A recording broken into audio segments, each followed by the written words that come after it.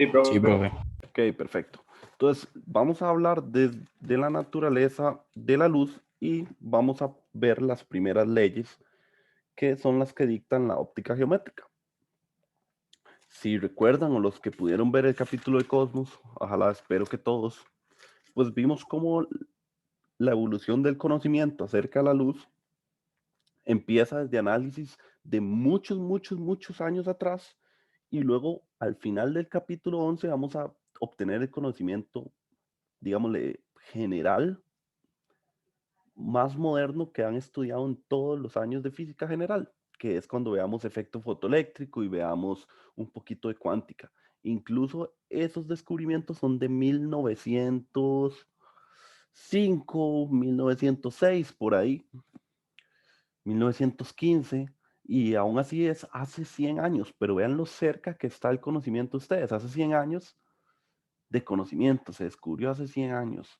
Es realmente cerca, se pudo estar descubriendo en el momento en que tal vez sus abuelos se estaban conociendo o algo así. Sus bisabuelos tal vez, no lo sé, pero es muy reciente. Y empezó esta búsqueda de conocimiento de la luz, empieza desde mucho más atrás. Entonces, digamos, yo diría que la investigación que más tiempo ha llevado y la que ha dado mayores saltos en tecnología. Entonces, para hacer un repaso, vamos a ver señores que han sido importantes, porque vale la pena recalcarlos y aparte que es demasiado gracioso ver las fotografías de antes y que todos tienen la cara como de si, no sé, la mamá los hubiera acabado de regañar o algo así, no sé. Solo Einstein no está vuelto loco ahí con la lengua afuera. Pero vean, por este lado está Newton. Entonces, me gusta que lo vean para que vean cómo avanzan las fotografías también, a la vez que vean los saltos en el tiempo. Y pues, recuerdan, Newton fue el primero en decir, no, nada se emite de los ojos, como se creía al inicio, que la visión era partículas que se emitían de los ojos, viajaban hacia los objetos y regresaban a mis ojos, así los veía. Eso pensaban en tiempos muy de antes del siglo XIX, digamos. Luego viene Newton y dice, ok, no, realmente las fuentes luminosas son las que emiten partículas o emiten algo que estimula la vista.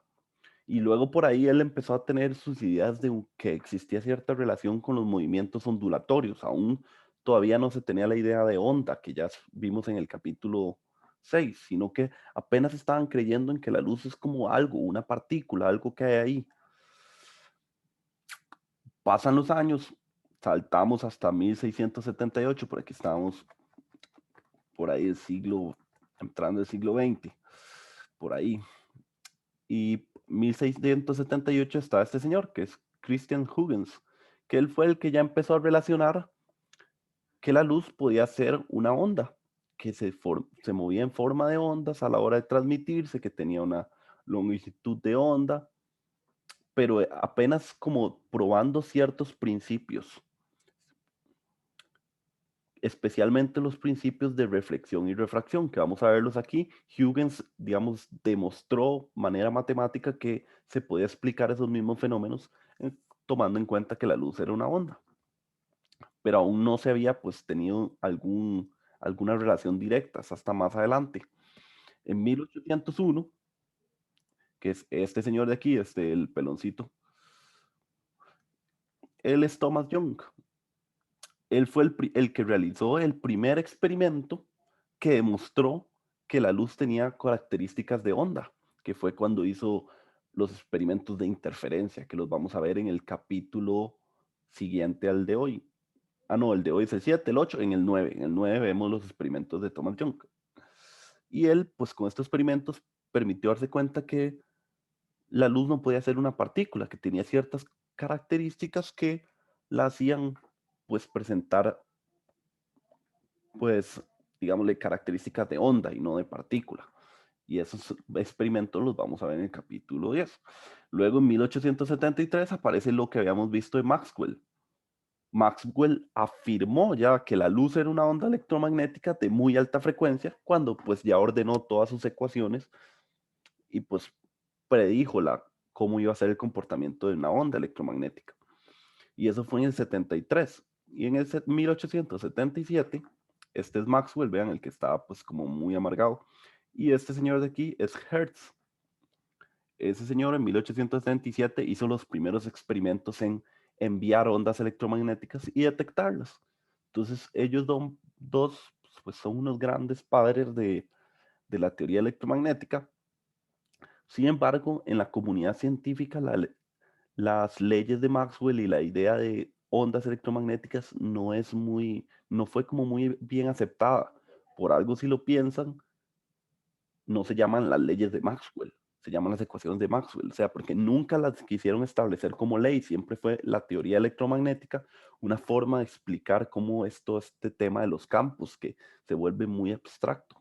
Entonces, por eso no se llaman las leyes de Maxwell, porque más adelante hay experimentos que fue el que llegó a explicar o a resolver Einstein el fenómeno del efecto fotoeléctrico, que era incompatible con la teoría electromagnética, y eso lo vamos a ver en el último capítulo del curso, y el por qué es incompatible con la teoría electromagnética.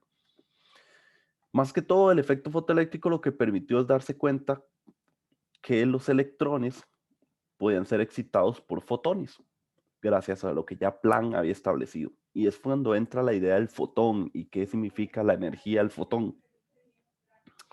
Cómo está relacionada la energía de una onda con la longitud de onda, que en la teoría clásica electromagnética de Maxwell y Hertz que ellos trabajaban, no tiene ninguna relación la energía con la frecuencia. Si se acuerdan, el vector de Poynting depende solamente de los campos eléctricos y magnéticos. No depende nunca de la longitud de onda, pues la magnitud máxima o la energía que llevaba. Entonces, esa incompatibilidad que Einstein llega a resolver, y al final él se da cuenta que ¿qué es la luz? ¿Es una onda o es una partícula? Entonces ahí pues la conclusión a la que llevan es que son las dos cosas. En ciertos momentos se comporta mejor como una onda que como una partícula, y en otros momentos se comporta como una partícula más que como una onda. Eso se llama la dualidad onda-partícula. Y es a lo último que vamos a llegar con el curso. Cuando lleguemos a eso, se habrá acabado física 3. Entonces, ese es el camino que han recorrido en la historia, pues, digámosle, más notable, más moderno, hasta, ya les dije, Einstein en 1905. O sea, casi ya más bien 115 años, 116 por ahí.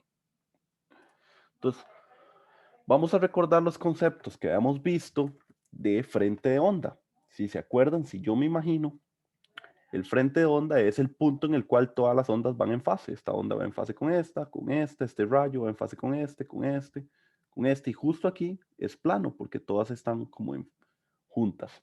Y ese frente de onda se va desplazando y se va desplazando un frente de onda plano. ¿Cómo hacemos un frente de onda plano? Imagínense que tenemos una fuente puntual que está muy, muy, muy, muy lejos y las ondas son como así. ¿Se acuerdan? Imagínense que ya está tan lejos que la onda viene como así. Aquí viene girando, y justo en esta zona de interacción es la zona más plana de una curvatura. Entonces, así podríamos tener una onda plana, por ejemplo, teniendo una fuente puntual muy, muy, muy lejos, y está tan lejos que este sector de aquí, que es el que llega, es prácticamente plano. Ese sería un ejemplo de obtener una onda plana. Entonces, la onda plana viaja y viaja y viaja. ¿Qué pasa cuando interactúa con ciertos obstáculos? Por ejemplo, imagínense que la luz viene desde el sol. Ese huevo se supone que es el sol. Y como está tan lejos, llegan frentes de onda plano, y cuando pasan por una ventana, imagínense que esta es la ventana de su casa, pues vienen todas las ondas planas, y como esa abertura es tan grande, pues solo limita esta parte y esta parte, pero siguen pasando planas. A este tipo de interacciones son las interacciones que le interesan a la óptica geométrica. ¿Por qué? Porque si las ondas siguen siendo planas, yo siempre puedo estudiar la luz en un modelo de rayo. Es decir, es un rayo, es una línea recta, y así es su comportamiento. Tiene un comportamiento de rayo. Esa es la idea de trabajar en esta zona con obstáculos muy, muy grandes. ¿Qué tan grandes? Bastante grandes, más a la longitud de onda, pues, de la onda electromagnética o de la luz. ¿Qué pasa si pues entramos a este lugar donde los obstáculos sean de un tamaño muy cercano a la longitud de onda. Si se acuerdan, habíamos dicho que los frentes de onda eran combinaciones de fuentes puntuales, muchas fuentes puntuales. Eso lo habíamos visto cuando hablamos de los frentes de onda. Imagínense que estas son, no sé, 6 fuentes puntuales que van viajando juntas, pero cuando llegan al obstáculo tan pequeño, vean que solo, digamos, solo pasaría una. En el caso de que solo pase una fuente puntual, ¿qué pasaría? Que esta emisión se vuelve de esta manera. Se perdió el frente de onda plano y se volvió a obtener un frente de onda circular. Y vamos a ver aquí un fenómeno que le vamos a llamar difracción. Lo vamos a estudiar igual en el capítulo, me parece que en el capítulo 9. Y pues si el objeto se hace todavía más pequeño, está en un plano ideal, yo dije que pasaba uno, pero tal vez no pasa uno, tal vez pasan 2, 3, digamos, serían muy poquitos. En este caso ya solo, digamos, pasa uno, entonces es un efecto aún más notable de la, pues, difracción, digamos. Los vamos a analizar, esta zona de aquí la llamamos óptica física. Y ya es estudiar, vean que en este, como les dije, la cualidad es que puedo seguir estudiando todo como un rayo porque sigo teniendo frentes de onda plano. En este caso ya no lo estudio como un rayo, sino como una onda, para poder explicar estos fenómenos extraños que pasan aquí, que los puedo explicar gracias a pensar que esto es un conjunto de fuentes puntuales, un conjunto de ondas, y cuando pasan por una abertura pequeña solo pasan unas cuantas fuentes puntuales. Esa es la idea. Eso lo vamos a ver después. Vamos a enfocarnos en esta zona de aquí. En esa zona de aquí podemos encontrar varios fenómenos. El primer fenómeno que diríamos es la reflexión. Cada vez que la luz interactúa con algún elemento, la parte de la luz se va a reflejar y parte de la luz se va a transmitir en el objeto. Vamos a analizar primero la reflexión, por eso en este análisis solo vemos los rayos de reflexión. Si hiciéramos incidir la luz sobre una superficie plana, pero no me refiero plano como el pupitre o el escritorio en el que están sentados, me refiero plana a un real pulido en el cual, por más nanométricamente que yo lo vea, está totalmente plano. Si ese fuera el caso, la luz tiene este efecto que se le llama reflexión especular, que es que pues la luz como que rebota, ¿lo ven? Y rebotan en una dirección en que si yo marcara aquí la normal, este ángulo y este ángulo son exactamente iguales. Recuerden que la normal es a 90 grados de la superficie. A esta reflexión se le llama especular. Y ya les dije, sucede cuando tenemos superficies realmente planas, o sea, planas a otro nivel. Y aquí les muestro una imagen de un láser incidiendo sobre una superficie realmente plana. Entonces ven que se nota bastante bien que este ángulo es igual a este ángulo. ¿Qué pasa cuando la luz incide en superficies que no son planas? Ahora sí, podemos meter ahí pues nuestra piel, la mesa donde estamos sentados, el cuaderno, pues la pared, el techo, casi que todas las superficies son de este tipo, que es rugosa, una superficie rugosa, no es realmente lisa. Cuando sucede eso, lo que pasa es que la luz incide y va a reflejarse en todas direcciones. A eso se le llama reflexión difusa, que es el fenómeno que observamos en todos lugares. Cuando ustedes iluminan una pared, ustedes pueden pues ponerse como a la derecha de la pared y la pueden seguir viendo. Se pueden poner a la izquierda de la pared y la van a seguir viendo. Se pueden poner de frente a la pared y van a seguir viendo la pared. Si la pared fuera tan lisa, solo si ustedes se pusieran de un cierto lado podrían ver la luz viniendo. Si pusieran de este lado, vean que no hay rayos que vayan hacia allá. Entonces no la verían. La pared sería como un agujero negro, se vería negra. No se vería. ¿Ven la diferencia entre difusa y especular? La difusa, pues es un análisis más complejo, porque qué tan rugoso es una superficie, qué tanto me afecta eso. Bueno, entonces es más difícil, entonces no la vamos a estudiar de lleno, vamos a estudiar únicamente esta reflexión. Para todos los estudios que hagamos de este capítulo, siempre es este tipo de reflexión, nunca va a ser esta. Y pues aquí se nota un elemento que no es realmente, pues como liso, o sea, es rugoso, y vean que la luz se ilumina toda esta parte, aquí se ilumina más porque es justo donde choca, y aquí también se ilumina y vean que no se ve como un rayo totalmente reflejado, es porque la luz se fue en todas direcciones. ¿Lo ven? Entonces ahí vamos desmintiendo cosas de la realidad, como qué es realmente plano y qué realmente no lo es. Y pues aquí le hablo otra vez, ahora vamos a estar de nuevo en reflexión especular, que es la única que vamos a estudiar. Se da lo que se conoce como la ley de reflexión. La ley de reflexión es esta de aquí, que lo que dice es que cuando un rayo incidente, el que viene, incide sobre una superficie, parte del haz se va a reflejar y parte se va a introducir en el material, pero estudiando únicamente la reflexión, el haz reflejado, el que se refleja, sale con el mismo ángulo con el que entró. Eso es lo que quiere decir la ley de reflexión. Simple, muy sencillo. Siempre se cumple. Siempre que sea este tipo de reflexión, se va a cumplir. Sencillo, no hay mucho que hablar de eso. Entonces veamos a ver que alguna ecuación tan sencilla, cómo se emplea en un ejercicio. Y tenemos ese ejercicio. Dice, los dos espejos que se ilustran en la figura P3521 forman un ángulo recto. El rayo de luz en el plano vertical indicado por las rectas punteadas incide en el espejo 1, como se muestra. A. Determine la distancia que el rayo reflejado recorre antes de incidir en el espejo 2 y en qué dirección se mueve el rayo de luz después de ser reflejado desde el espejo 2. Entonces, aquí es pura ley de reflexión. Este ejercicio, pues me gusta mucho, la verdad. Es vacilón y es muy sencillo. Voy a dibujarlo de lado para que sea más fácil de ver. Este sería el espejo. Vamos a ponerlo azul. El espejo está así, 90 grados.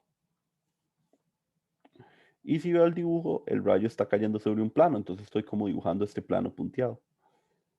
El rayo viene aquí, verlo verde. El rayo viene aquí e incide sobre este punto.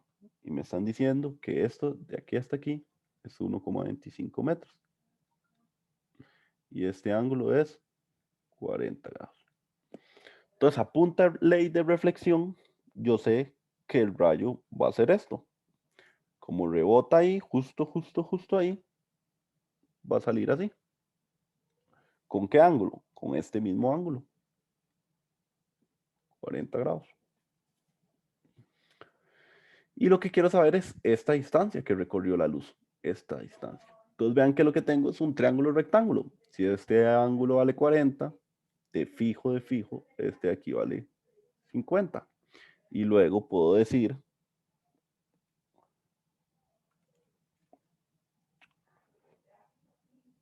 que este lado, que sería pues como la hipotenusa, sería hipotenusa por coseno de 50 es igual a 1,25 metros.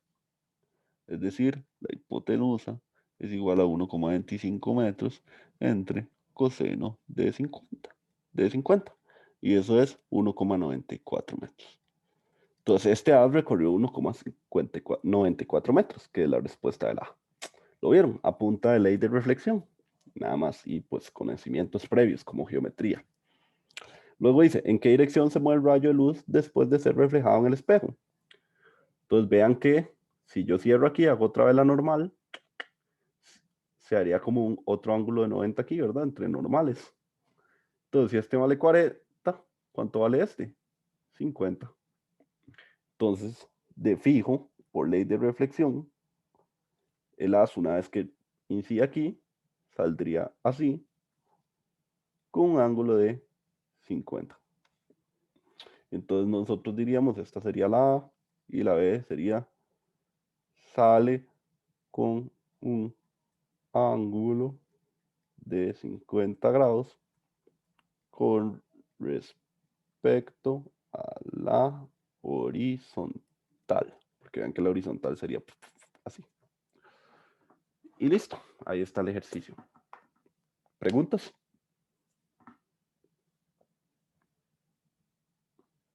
No, es muy sencillo, ¿verdad? O si hay. Digamos, quería preguntar si la dirección de la salida se quedaría, o sea, prácticamente paralelo a al incidente. Mm, Prácticamente, no sé qué significa prácticamente para vos, pero ve que, digamos, em, con respecto, este ángulo se mediría siempre, el de la ley se mide siempre con respecto a la normal. Entonces, ve que sale con 40 y este ángulo es como de 50. También podría decir que, no sé, es que son dos normales diferentes, entonces no podría decir como que son como paralelos realmente, porque están con diferente referencia, pero digámosles que sale parecido. Ok, está bien. Tienen el mismo ángulo, pero este ángulo se mide diferente. Recuerden que para aplicar ley de reflexión, el que se cuenta es este, ¿verdad? Pero sí, digamos que sí salen paralelos, antiparalelos ahí, no sé, divertido. Eso es lo chido de la luz en forma recta, forma cosas geométricas. ¿Alguna otra pregunta?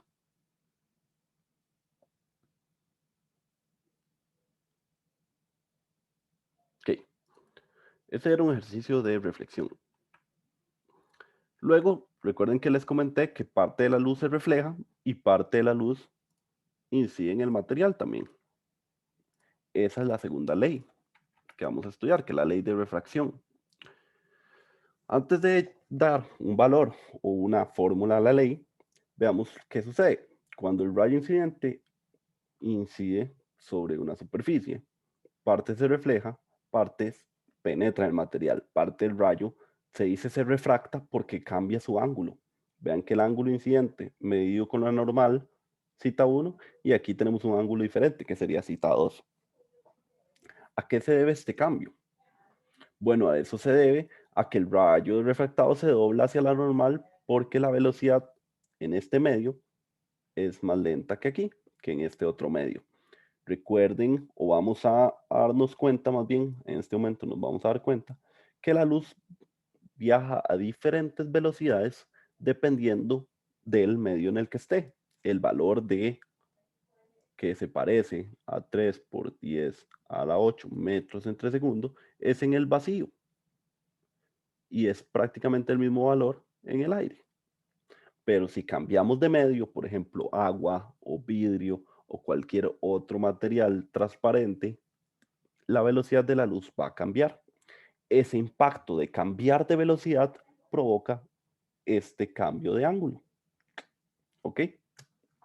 Y aquí pues les muestro una imagen donde vean que siempre en cualquier situación se va a dar el efecto de las leyes. Viene un haz incidente, parte se refleja, parte se refracta, aquí viene, choca otra vez aquí, pues parte se refracta también, pero aquí pues se absorbe, digamos, porque es como no es un material transparente. El que se refleja viene y luego aquí se refracta de nuevo. Y fijo, aquí hay parte que se refleja, pero ya casi no se ve porque va perdiendo energía. Cada vez la energía se tiene que mantener siempre, ¿verdad? Entonces por eso es que este se ve como más iluminado que ya todos estos otros. Entonces, ese cambio de ángulo se debe al cambio de velocidad. Pero ¿por qué la luz viaja más lento en un material que en otro? ¿Cuál es la razón? Bueno, eso se debe o podemos describirlo con este modelo.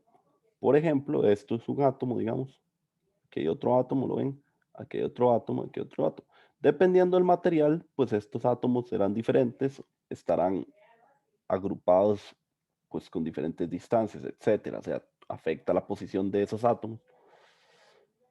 Y pues cuando llega la luz y, y viene, digamos, de vacío y entra un material, digamos, vidrio, podemos ejemplificar ese cambio de velocidad como este modelo, donde la luz viene, es absorbida por este átomo, es decir, el electrón que tiene ese átomo gana energía y luego lo suelta la luz, la libera de nuevo y se la pasa al de la par. Entonces este gana energía, se excita y luego entrega la energía al de la par.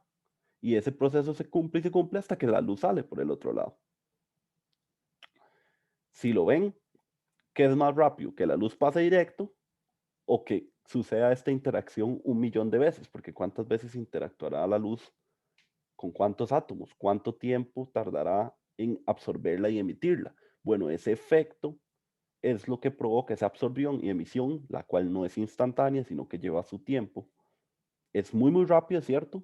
pero no es instantánea, provoca que la velocidad sea pues menor que si solo la luz pasara recto. ¿Cómo podemos, cómo podemos darle una característica para que cada material saber qué tan rápido viaja la luz en ese material? A esa característica o a ese valor numérico de razón, que es la velocidad del vacío entre la velocidad del medio, se le llama índice de refracción y se expresa con esa n y es propia de cada elemento. Obviamente habrán materiales que puedan poseer la misma índice de refracción, pero son materiales diferentes. Lo que me refiero es que el vidrio siempre tiene n y no sé, el plástico, específico plástico, siempre tiene otro n. Ahí podríamos hacer plástico con otros dopantes y tendríamos otro n, pero a lo que me refiero es que es propia ya de cada material que utilicemos. Ok, entonces, como ya sabemos que los materiales tienen un índice de refracción, que es la medida de qué tan lento va a viajar la luz en ese material,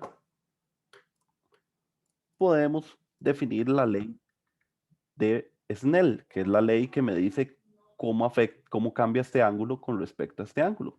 Y esa ley es esta. Esta ley sale a hacer un análisis matemático con las velocidades. Al final uno se da cuenta que la relación está dada por el índice de refracción del material 1, que es por donde viene la luz, seno del ángulo incidente, es igual al índice de refracción del material 2, seno del ángulo refractado. ¿Lo ven?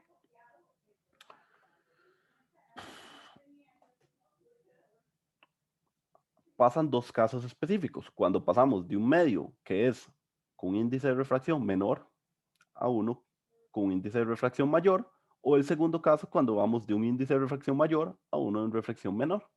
Y podemos notar estas características. Cuando pasamos de menor a mayor, el ángulo, el haz, siempre se intenta doblar hacia como buscando la normal. Entonces ven que por eso, en vez de seguir recto así,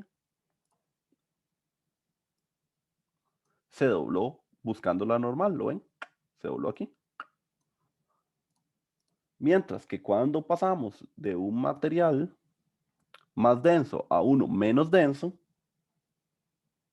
vean que se dobla más bien hacia alejándose de la normal. ¿Lo ven? Si siguiera recto sería así, pero vean que se alejó como de la normal. Son características que siempre suceden para que las tomen en cuenta. ¿Para qué sirven en el curso? Para que se den cuenta si ustedes están haciendo bien los cálculos. Si este ángulo, si para este caso el ángulo 2 está más grande que el ángulo 1, algo está pasando ahí. Igual si el ángulo 2 da más pequeño que el ángulo 1 para este caso, entonces algo también está pasando ahí. Sirve para comprobar mis resultados. Entonces, volviendo a lo que pasa dentro de un material, ya sabemos cómo relacionar los ángulos gracias a la ley de Snell. Vamos a volver a ver qué pasa con la longitud de onda, porque según lo que aprendimos en el capítulo anterior, siempre tiene que darse la relación que longitud de onda por frecuencia tiene que ser igual a la velocidad. Si estamos en el vacío, sería la velocidad del vacío. Pero si de repente cambiamos de medio, esta ecuación deja de cumplirse porque se va a reducir la velocidad o pasa que alguno de estos se reduce para poder seguir teniendo la misma relación. Exacto. Respuesta definitiva sería la segunda. Ok, voy a terminar esto y revisamos su pregunta, Edgar. Entonces, ¿cómo? Pues esta relación siempre tiene que cumplirse y sabemos que cuando pasó de aquí a aquí se redujo la velocidad, para que se siga cumpliendo, algo de esto tiene que reducirse. Y lo que se reduce sería la longitud de onda. ¿Cómo así? Es decir, la frecuencia de la onda siempre va a ser la misma sin importar el medio. Siempre la misma frecuencia. Lo único que cambia cuando cambiamos de medio es la velocidad y la longitud de onda. ¿Por qué cambia la longitud de onda? Porque esta ecuación siempre tiene que cumplirse. ¿Cómo se vería eso? Eso es lo mismo decir que, pues si viene un rayo de luz rojo, entra en una piscina y si pudiéramos hacer el experimento de estar bajo la piscina y ver la luz, como aquí el medio es n igual 1 y aquí es n igual 1,3, rojo aprendimos que era como 650 nanómetros. Entonces, como se tiene que reducir la longitud de onda, cuando entra al agua, el rayo ya no se vería rojo, se vería como verde. Si nuestro ojo pudiera ver dentro del agua, cosa que no es así, como, o sea, no puede ver, por decirlo así, la luz entra de nuevo en el ojo y la vas a ver como rojiza, pero, pero este es el experimento, que digamos, la luz entra roja y dentro del agua sería como verde. Esa es la idea, porque si divido 650 nanómetros entre el 1.33 me da 488. O sea, se vería como un verde rojizo, como algo así. Un verde azulado, perdón. Se vería como algo así. Eso es lo que quiere decir esto que estoy mencionando. Para que se siga cumpliendo la misma relación, entonces se tiene que reducir también la longitud de onda. Y pues creo que esta imagen es bastante muestra. Vean que la longitud de onda viene con cierta velocidad, cambia de velocidad y vean que la longitud de onda se redujo también. Ahora, la pregunta de Edgar, ¿el ángulo de entrada al material es igual al ángulo de salida del mismo? Te referís a este de aquí, como que aquí entra, llega y luego vuelve a salir.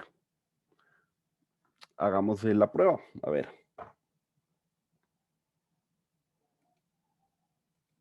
Porque vea que justo por ser índices diferentes, de aquí a aquí de fijo va a cambiar y de aquí a aquí de fijo va a cambiar. Vamos a ver si se mantiene el mismo. Digo N1, seno de cita 1 es igual a N2, seno de cita 2. Y cita 2 sería igual a N1, seno de cita 1. Vamos a ver si lo logro sacar así, entre N2. Ok, y esto sería todo esto en seno inverso. Voy a dejarlo así mejor. Seno de cita 2. Y luego en esta otra interacción, vean que ahora incide, entonces sería N2 seno de cita 2 es igual a N1 seno de cita 1. Y vean que es la misma ecuación. Es exactamente la misma ecuación. Entonces, de fijo, el ángulo se va a mantener si pasara esto. Nada más que sí se habría como un desplazamiento. Aquí lo es. Vamos a ver cómo lo dibujo mejor. Aquí.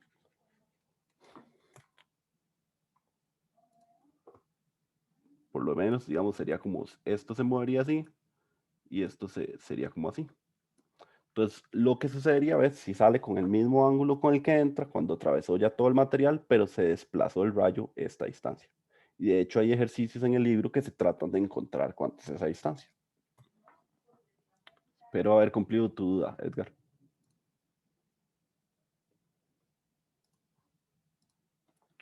Ok, vamos a continuar. Entonces, aquí les muestro una tabla con diferentes índices de refracción para diferentes tipos de materiales sólidos, líquidos y hasta gases. Y esto es chivísima porque ahí pues vienen cosas que yo en mi vida me imagino cómo son. Tal vez los que son de ingeniería química me hablen o los de química me hablen más cómo se ven ciertas cosas.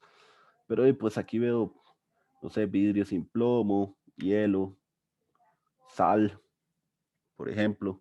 Veo líquidos aquí, alcohol, agua y sus valores.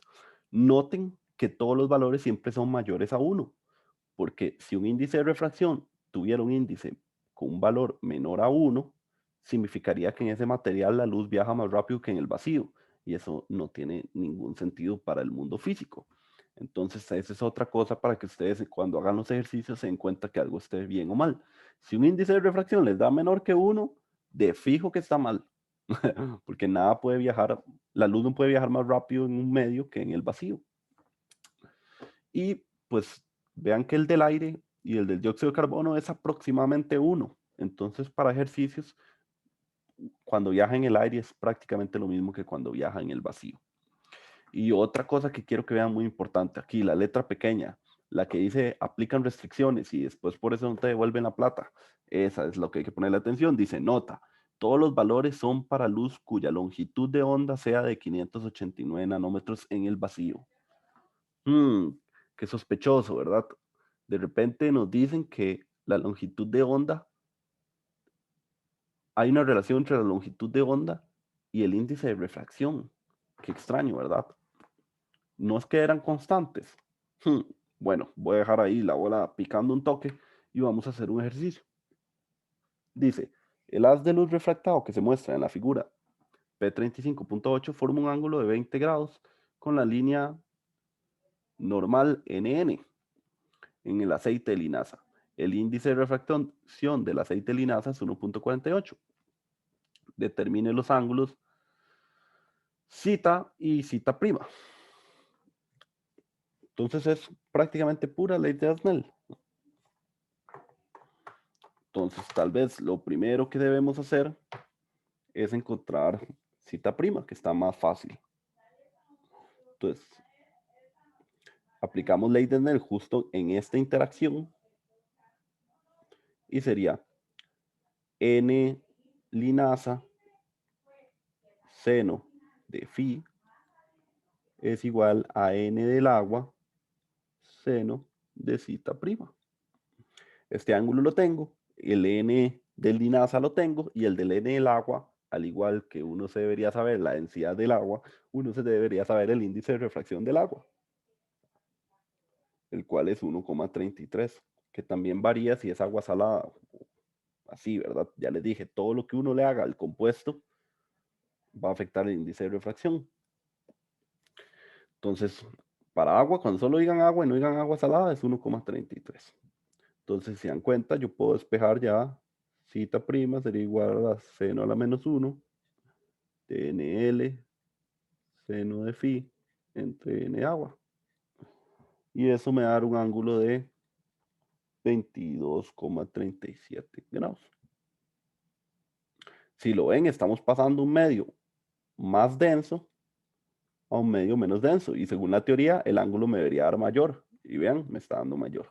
Excelente teoría. Gracias por comprobar mis resultados. Ahora vamos a hacer el segundo ángulo, que sería zeta. ¿Cómo podemos encontrar zeta? Zeta es el haz que viene por aquí. Y aquí está la normal. Entonces, vean que sería N1, que sería aire, o sea, es 1. Seno de zeta es igual a N linaza, seno de, y por geometría yo sé que este ángulo es igual a este ángulo de aquí.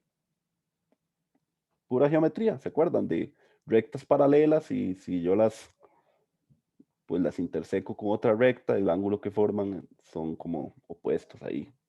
Cosas de geometría del cole. Entonces ahí le da uno seno de zeta es igual a N linaza seno de phi. Y con esto me doy cuenta que zeta es igual a 30,41 grados. Y vean que se vuelve a cumplir la teoría. Venía de un ángulo más grande y quedó de un ángulo más chiquitito, que era 20. Gracias, teoría. Siempre te recordaremos por estar siempre correcta. Listo. ¿Preguntas?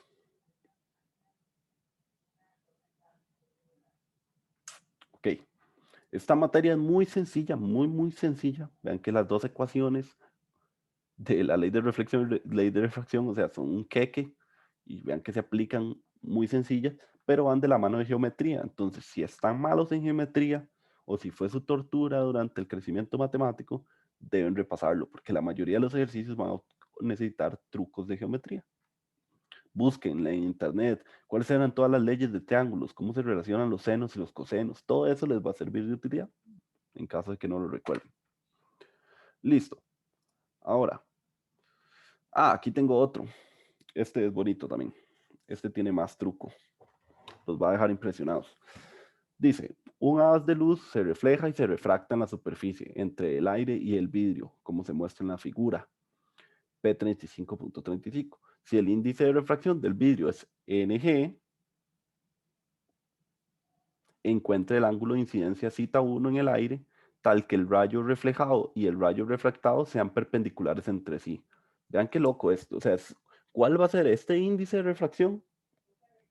O sea, encontrar una fórmula de este ángulo incidente para saber para este índice de refracción que suceda este caso exacto en que el refractado y el reflejado tengan 90 grados, lo cual pues no se cumpliría ni para cualquier ángulo y pues tiene que ver con el índice de refracción porque depende de la ley de Snell también, no solo reflexión sino ley de Snell.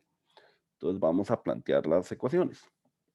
Lo más sencillo de una vez es decir, este ángulo es el reflejado y ángulo 1 es igual al ángulo reflejado. Eso es lo primero. Luego vean que no podemos asegurar que aquí hayan 45 y 45, ¿verdad? Pero sí podemos asegurar que este ángulo de aquí, citado, sea N1 seno de cita 1 es igual a NG seno de cita 2. Vamos por ahí también. Ahora, a este ángulo le voy a llamar alfa y a este ángulo le voy a llamar beta. A este de aquí beta y a este de aquí alfa. Para hacer más sencillo. Y vean que, según lo que nos están diciendo, alfa más beta tiene que ser 90. ¿Lo ven? Alfa más beta es 90. Pero vean a la vez que como esto es la normal, y aquí también hay 90 grados, también cita 2 más beta es igual a 90 grados también. ¿Ven? Pura geometría. Entonces, ahora, ¿cómo vamos a relacionar estas ecuaciones? Y podemos relacionar otra más. Vean también que cita 1, que es lo mismo que el ángulo reflejado, más alfa, también es 90, que sería este de aquí.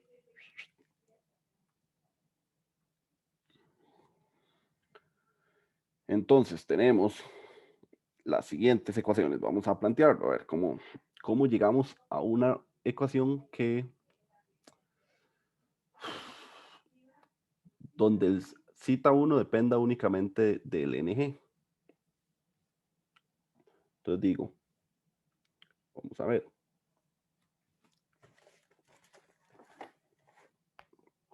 Sabe que tengo un poquito de calor, vamos a pensarlo, ¿eh?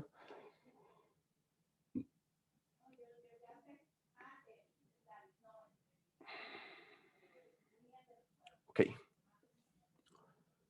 Voy a empezar por aquí. Dice, N1 seno de cita 1 es igual a NG seno de 90 menos beta, que sería pues darle vuelta a esta ecuación.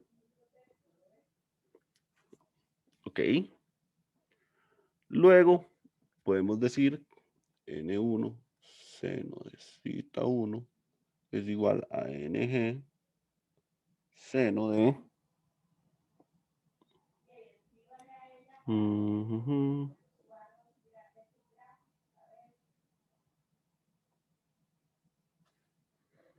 vamos a ver, esto sería, cambiamos este beta por 90 menos 90 menos alfa. Y aquí en paréntesis. Vamos a ver, sí. Entonces digo N1 seno de cita 1 es igual a NG seno de alfa, pero alfa es lo mismo que 90 menos cita 1.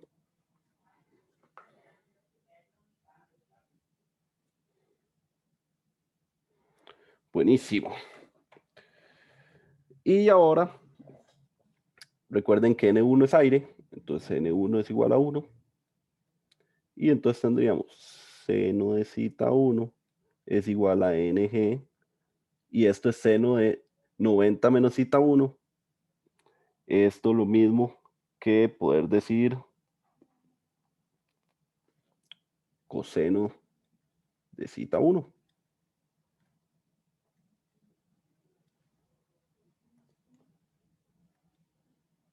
Ahí está.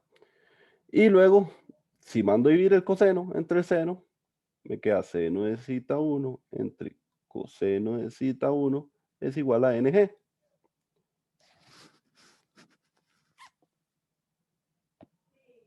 Y eso es lo mismo que decir tangente de cita 1 es igual a NG. Es decir, cita 1 es igual a la tangente a la menos 1 de NG. Y listo, ahí tenemos el ejercicio resuelto. ¿Lo ven? Fue pura geometría.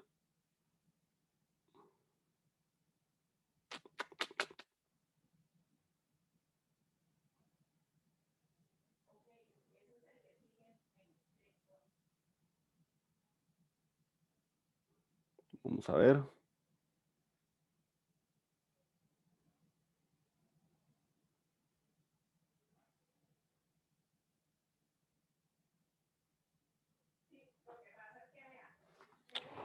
Vamos a revisar, Edgar. Voy a ir a revisar a ver si estoy haciendo bien la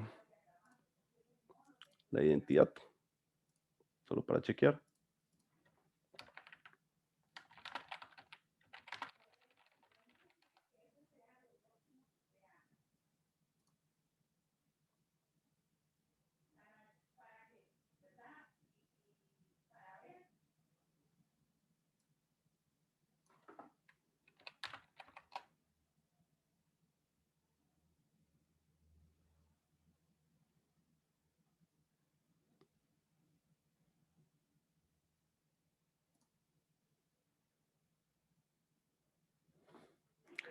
Y no, ya revisé y coseno es igual a seno de 90 menos cita. O sea, coseno de cita es igual a seno de 90 menos cita. Esa es la identidad.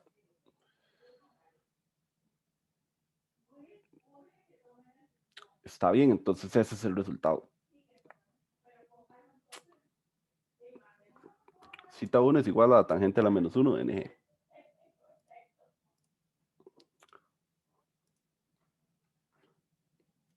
Listo, ok. Pasa nada, tranquilo, Edgar. Más bien me puso ahí a pensar si lo había hecho bien, pero sí está perfecto. Ok, entonces ya hicimos los ejemplos estos para que vean que de verdad es pura pura geometría, perdón, y las dos ecuaciones básicas que vimos. Ahora volvamos a lo que dejé picando. ¿Por qué me avisan esto en letra pequeñita? Bueno, cuando Newton descubrió que la luz blanca estaba hecha de los colores, él hizo el experimento, como lo vimos en el capítulo de Cosmos. Hizo incidir la luz blanca por el prisma y el prisma separó los colores. A esa separación le llamó espectro, porque apareció, significa como espectro, que aparece de la nada. Entonces, él dijo, ¿por qué? ¿Por qué hace eso? ¿Por qué se separa por qué aparecen de repente varios colores? Entonces, la forma de explicar eso, la única forma de explicar eso es que cuando la luz es blanca, son todos los colores viajando juntos, como cuando vienen aquí. Aquí entran en el prisma, vienen todos juntos. Cuando pasan por el prisma, voy a hacer el dibujito de un prisma aquí. Según lo que hemos estudiado el día de hoy, la luz vendría así, cambiaría de dirección por la ley de Snell y cambiaría de dirección otra vez por la ley de Snell. Sí.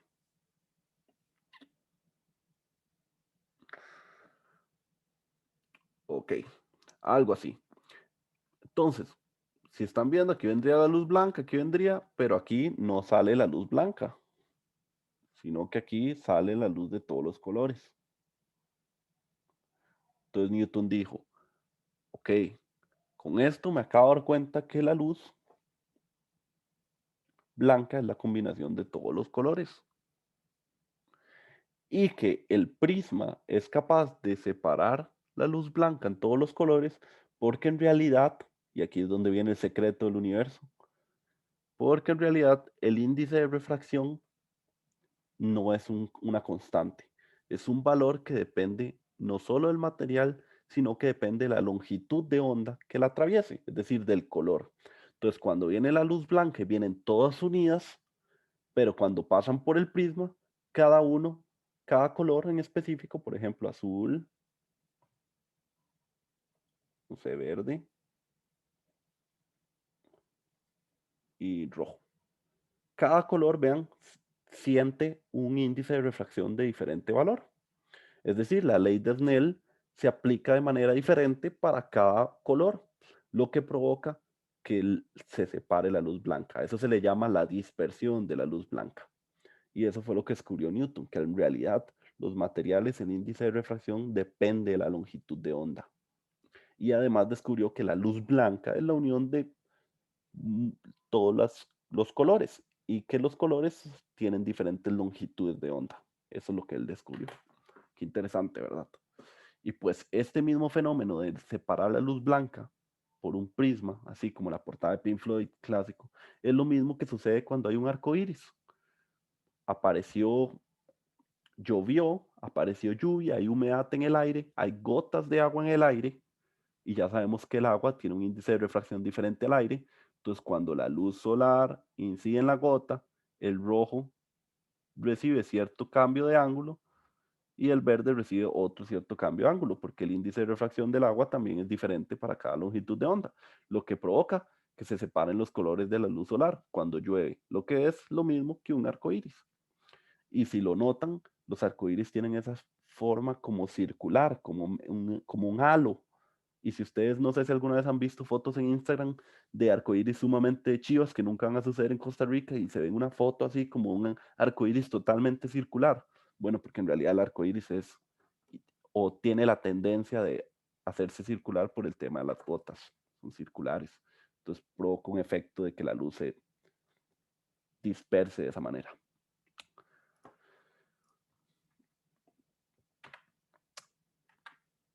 Bueno, eso fue con respecto a la dispersión de la luz blanca. Nos faltó un caso de analizar que es muy importante, que es la reflexión interna total.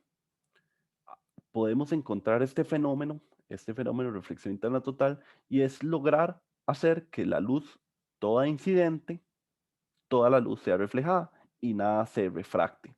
¿Lo ven? Como en este caso, si yo incido la luz aquí, parte de la luz se refleja, parte de la luz se refracta. Si yo incido aquí la luz, parte de la luz se refleja, parte de la luz se refracta. Pero cuando tenemos reflexión interna total, nada se refracta. ¿Cómo podemos hacer eso? Necesitamos cumplir dos condiciones. 1 y 2. La primera condición es que estemos pasando de un índice de refracción 1 más grande a un índice de refracción 2. Por eso en esta imagen se ve como de vidrio a aire, de uno más grande a uno más pequeño. Esa es la primera condición. Si los ponemos al revés, nunca va a haber reflexión interna total. Y la otra condición es que el ángulo de incidencia tiene que ser mayor a un ángulo crítico. ¿Y cuál es ese? ¿Qué es el ángulo crítico? Bueno, el ángulo crítico es el ángulo al cual el ángulo refractado es igual a 90 grados. Esto quiere decir que si la luz incide con un ángulo mayor al ángulo crítico y estamos pasando de un medio mayor a uno menor, vamos a tener reflexión interna total. Y es por eso que en esta imagen se nota que este rayo, por ejemplo, a pesar de que se cumple esta condición, igual parte se refracta y parte se refleja. En este otro, que es un ángulo mayor, vean que igual parte se refracta y parte se refleja. Pero aumentamos más ese ángulo a un ángulo mayor que el ángulo crítico y vean que ya, por ejemplo, en este rayo, ya nada se refractó. Ni en este, que es un poquito más grande, tampoco nada se refractó. Pues ya estamos en el estado de reflexión interna total, que se ve como así. El ángulo crítico se puede calcular de esta manera, que es cuando hacemos cita 2 igual a 90, llegamos a esta relación. Es decir, ese ángulo crítico depende puramente de los índices de refracción. ¿De qué sirve la reflexión interna total? ¿Para qué me sirve a mí que la luz solo se refleje? Pues la respuesta es sorprendente. Puede tener muchas, ¿verdad? Muchos usos, pero la más increíble de todas es la fibra óptica. Uno dice, claro, Internet Colby, 100 megas por fibra óptica hasta tu casa, y uno dice, pero ¿qué es la fibra óptica? ¿Es un nuevo cable? ¿O qué? ¿Se envía luz? Solo eso sé porque le hice la palabra óptica. Bueno, la fibra óptica es simplemente, como se observa aquí, un cilindro de vidrio rodeado de otro vidrio rodeado de un protector, que este protector es simplemente pues, el color del cable para proteger la fibra óptica, que nada la dañe.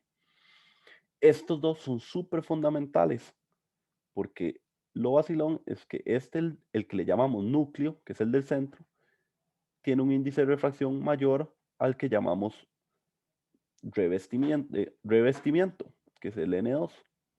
N1 es mayor a N2. Es decir, que si la luz entra aquí, ya sea que la pongamos con un LED o un láser, la luz va a entrar y cuando llegue a la fibra óptica va a rebotar. Y cuando pega el otro extremo de la fibra óptica va a rebotar. Y se va a producir este fenómeno, donde la luz va rebotando por dentro de la fibra, lo que permite enviar luz a unas distancias increíblemente largas. Piensen ustedes en transmitir luz por el aire. Ustedes agarran un puntero láser y ya por ahí de los tal vez 6 metros ya no se ve el punto al otro lado. Si pusiéramos ese mismo puntero láser y lo ponemos por una fibra óptica, de fijo llegaría al menos unos kilómetros, como para que se den una idea numérica ahí. Lo estoy tal vez exagerando un poco, pero eso hace que al irse reflejando la luz, no se pierde energía en cada reflexión, entonces la luz sigue viajando.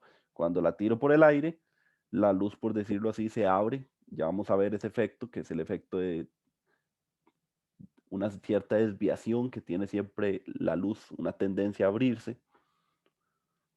No sucede porque está encasillada dentro de la fibra. Entonces, gracias a esto, gracias al fenómeno de reflexión interna total, es que ahora podemos tener internet sumamente rápido. ¿Por qué? Porque no es lo mismo enviar una señal eléctrica que va a irse por los cables a la velocidad de la onda eléctrica que vaya, a enviar una señal en forma de luz. Y ustedes se preguntarán, ¿y cómo envía información en forma de luz? ¿Cómo envía una canción uno por fibra óptica? ¿Cómo envía o cómo le pide a Google que me cargue la reunión de Zoom? ¿Qué estoy haciendo? Aquí, pues, me voy a meter un poquito más en temas eléctricos. Y para eso puse este análisis. Cuando ustedes están frente a sus computadoras y le dan clic en Google, por ejemplo, que les cargue Google, lo que ustedes hacen es producir una señal en el tiempo, que es una señal, así como lo dice la Matrix, es una señal hecha de unos y ceros, donde uno significa, no sé, 5 volts y un cero significa 0 volts. Entonces así la computadora puede entenderte unos y ceros. Si tiene 5 volts en su entrada, es un uno. Si tiene 0 volts en su entrada, es un cero. Y ya vamos a ver, como lo que vimos en la escuela, que era lenguaje binario, uno podría explicar cualquier número en lenguaje binario, entre unos y ceros. Por ejemplo, el número 1, el número 0 sería un 0, el número 1 sería un 1, el número 2 sería 1, 0, el número 3 sería 1, 1. Y así, si tuviéramos más bits, a esto es lo que llamamos un bit, podríamos tener más números. Por ejemplo, este número en binario es un número grandísimo. No es 110.000, es, no sé, puede ser, hay que pasarlo a binario, pero no lo voy a hacer ahorita, pero uno lo cambia a binario y es un número en específico. Y solo envié 1, 1, 0, 0, 0, 0. Es decir, envié una señal que sería 1, 1, 0, 0, 0, 0. Entonces, con el tema binario, yo puedo, en cualquier cosa, la puedo convertir en bits, como ustedes lo ven en su computadora. Ustedes abren cualquier archivo y le dice cuánto pesa, es la cantidad de bits que lo componen. Entonces, yo cuando le doy clic en Google, le pido una instrucción a Google. Cárgueme Google, eso es lo que yo le digo, cárgueme el Google. Entonces, mi computadora envía una señal que va a ser un conjunto de unos y ceros. Puede ser como esto, puede ser como esto, o y no sé, puede ser así. Un conjunto de bits. ¿Cuántos bits? 64 bits. ¿Por qué 64 bits? Porque es como piensa la computadora. Cuando ustedes ven un procesador y les dicen es de 32 bits o de 64 bits, lo que quiere decir es con cuántos bits piensa, con 32 o con 64. Eso es lo que quiere decir. 64 bits. Esa señal la convierto, que es una señal eléctrica, ¿verdad? Se la envío por cable coaxial, si tuviera cable coaxial, a la central de Tigo, por ejemplo. Si tienen fibra óptica, en el módem que está conectada a la fibra óptica, hay un pequeño láser, y esa señal eléctrica, como es un 1 y un 0 y un 0, es lo mismo. Enciendo el LED, apago el LED. Enciendo el LED o el láser, enciendo el láser, apago el láser. Enciendo el láser, apago el láser. En un 1, encendí el láser, cuando lo apagué, es un 0. Y así esa señal viaja por la fibra. O sea, en luz a la fibra le entra esto, unos pulsos. Viaja por la fibra óptica, llega a la central de Tigo. Tigo agarra ese mensaje, se lo manda a la central de Google que está allá en Estados Unidos. por medio de una fibra óptica súper extensa, llega a la computadora gigante de Google, por decirlo así. Él tiene un detector que lo que hace es que detecta esta luz y detecta esa luz y la convierte en una señal eléctrica. Y ahora sí, se la da a una computadora. Ah, mira, es que Juanito quiere que le cargues Google. Y entonces se vuelve a hacer el mismo proceso, pero en dirección contraria. Google te envía la página en forma de bits, pasa por el canal óptico y llega hasta tu computadora. Así funciona el Internet. Si no lo sabían, este sería de fibra óptica, pero cuando no había fibra óptica, habían cables de cobre, como siempre lo han existido. Y si no lo sabían, los cables, el Internet en sí, son cables submarinos que van por todo el mundo. Se ve como algo así. Vean la cantidad de cables que hay por todo el mundo. O sea, el ser humano sí es destructor, en serio. Vean, todo sucio, se ve el mapa. Y así son llenos de cables submarinos que son así. Y viajan hasta Europa, vean. Entonces, cuando ustedes cargan una página de Google, ustedes que están aquí, piden esa información, como se los enseñé, en bits, viaja por alguno de estos cables y llega hasta donde, pues a alguna central de Google. Google reenvía por ese cable. Si ese cable se jodió, ¿qué pasa? Lo envía por otro camino. ¿Eso qué representa? Como cuando el Internet dura más. Puede ser un ejemplo del por qué duró más el Internet, porque había un canal caído, pero como el Internet es tan chiva y está conectado de tantas maneras distintas, no hay un solo camino, hay muchos caminos, pero hay caminos más largos que otros. Entonces va a durar más el Internet que otros. Igual, lo bueno de pasarnos al mundo óptico es que las velocidades son casi a la velocidad de la luz en el vacío. ¿Por qué no es la misma que en el vacío? Porque viaja por vidrio, o sea, viaja con cierto índice de refracción.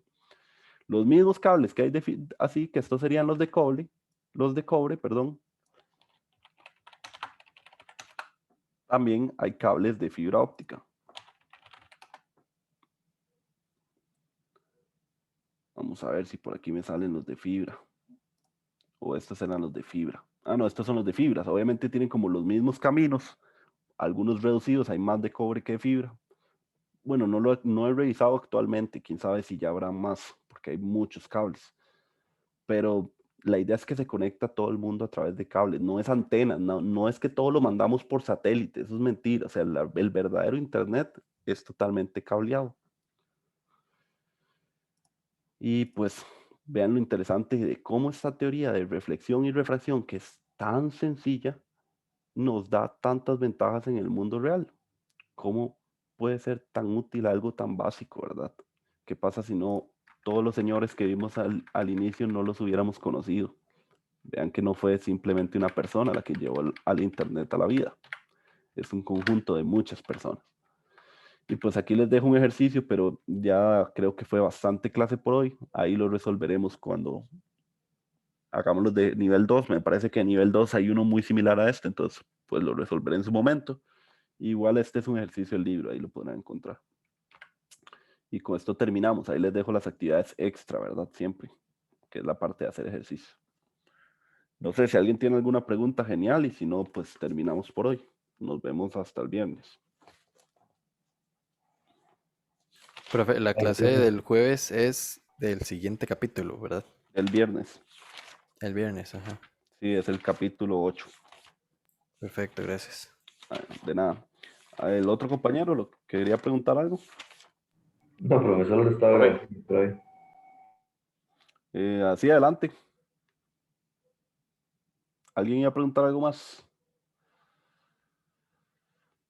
De lo que sea, de internet, de la vida, de la teoría. Profe, Adelante. que podemos revisar el ejercicio que le ha mandado por Telegram.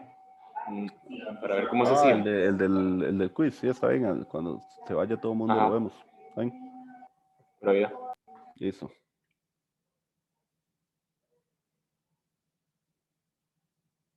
Bueno, profe, gracias. Muchas gracias, profe. Muchas gracias. Gracias, profe. Bueno, Gracias, profe, hasta profe. luego, muchas gracias. Bueno, pura vida a todos ustedes. Ojalá les haya gustado la clase.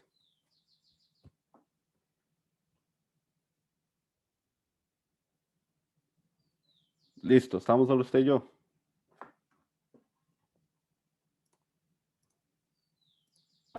Sí, profe.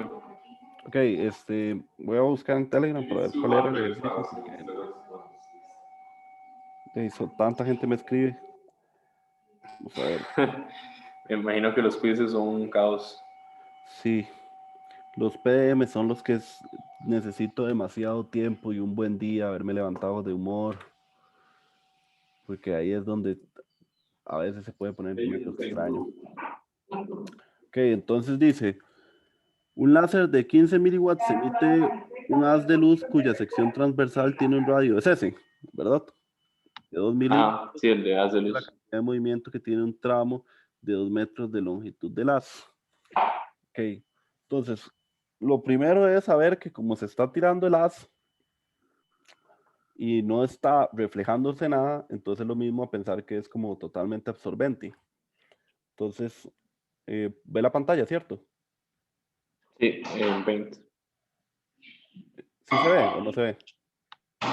Sí,